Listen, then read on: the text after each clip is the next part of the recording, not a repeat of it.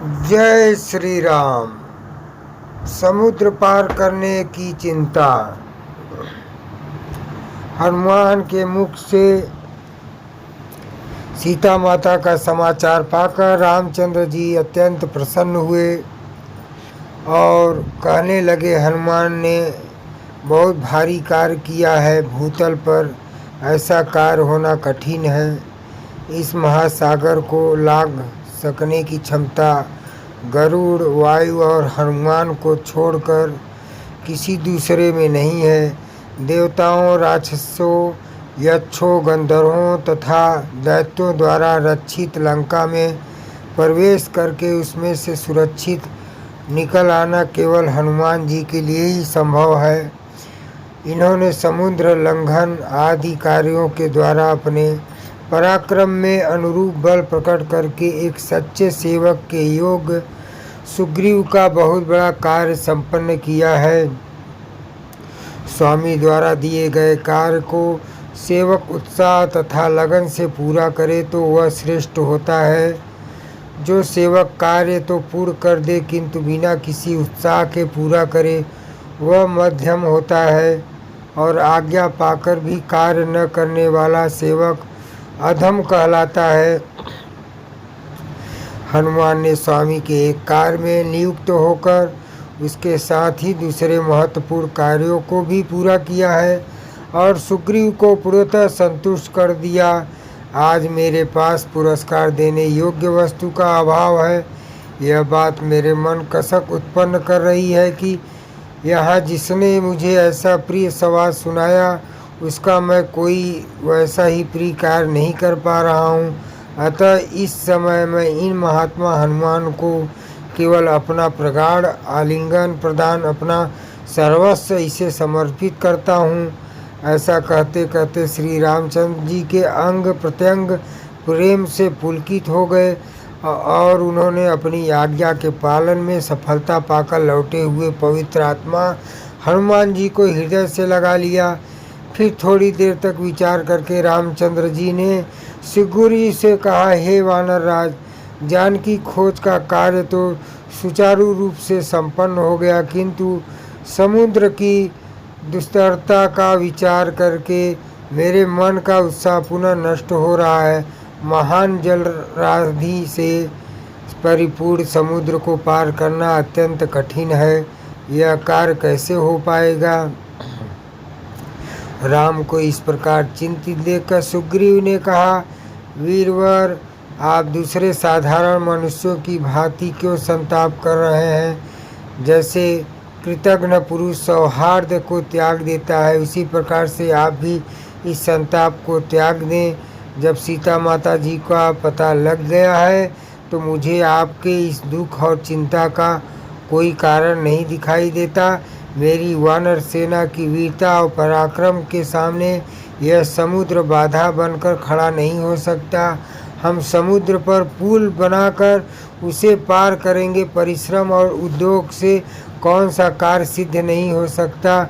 हमें कायरों की भांति समुद्र को बाधा मान निराश होकर नहीं बैठना चाहिए। सुग्रीव के उत्साहपूर्वक शब्दों से संतुष्ट होकर राघव हनुमान से बोले, हे वीर हनुमान, कपिराज सुग्रीव की पुल बनाने की योजना से मैं सहमत हूँ। यह कार्य शीघ्र आरंभ हो जाए, ऐसी व्यवस्था तो सुग्रीव कर ही देंगे। इस बीच तुम मुझे रावण की सेना, उसकी शक्ति, युद्ध कौशल, दुर्गों आदि के विषय में विस्तृत जानकारी दो। मुझे विश्वास है कि तुमने इन सारी बातों का अवश्य ही विस्तार पूर्वक अध्ययन किया होगा। तुम्हारी विश्लेषण क्षमता पर मुझे पूर्ण विश्वास है। रघुनाथ जी का आदेश पाकर पवन पुत्र हनुमान ने कहा, हे सीतापते, लंका जितनी ऐश्वर्य तथा समृद्धि से युक्त है उतनी ही वह विलासिता में डूबी हुई भी है। सैनिक शक्ति उसकी महत्वपूर्ण है। उसमें असंख्य उन्मत्त हाथी, रथ और घोड़े हैं। बड़े बड़े पराक्रमी योद्धा सावधानी से लंकापुरी की रक्षा करते हैं। उस विशाल नगरी के 4 बड़े बड़े द्वार हैं।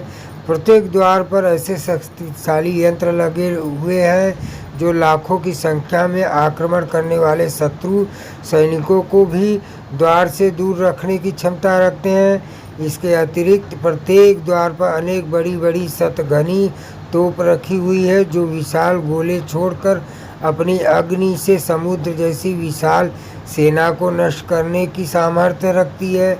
लंका को और भी अधिक सुरक्षित रखने के लिए उसके चारों ओर अभेद स्वर्ण का परकोटा खींचा गया है। परकोटे के साथ साथ गहरी खाइयाँ खुदी हुई है, जो अगाध जल से भरी हुई है। उस जल में नक्र मकर जैसे भयानक हिंसक जल जीव निवास करते हैं। परकोटे पर थोड़े थोड़े अंतर से बुर्ज बने हुए हैं। उन पर विभिन्न प्रकार के विचित्र किंतु शक्तिशाली यंत्र रखे हुए हैं। यदि किसी प्रकार के शत्रु के सैनिक परकोटे पर चढ़ने में सफल हो भी जाए तो यंत्र अपनी चमत्कारी शक्ति से उन्हें खाई में धकेल देती है। लंका के पूर्व द्वार पर 10 सहस्त्र पराक्रमी योद्धा शूल तथा खड्ग लिए सतर्कता पूर्वक पहरा देते हैं। दक्षिण द्वार पर 1 लाख योद्धा अस्त्र शस्त्रों से सुसज्जित होकर सदैव सावधानी मुद्रा में खड़े रहते हैं। उत्तर और पश्चिम के द्वारों पर भी सुरक्षा की ऐसी ही व्यवस्था है। इतना सब होते हुए भी आपकी कृपा से मैंने उनकी शक्ति काफ़ी छीड़ कर दी है, क्योंकि जब रावण ने मेरी पूँछ में कपड़ा लपेटकर आग लगवा दी थी तो मैंने उसी जलती हुई पूँछ से लंका के दुर्गों को या तो समूल नष्ट कर दिया या उन्हें अपार क्षति पहुंचाई है। अनेक यंत्रों की दुर्दशा कर दी है और कई बड़े बड़े सेनापतियों को यमलोक भेज दिया है।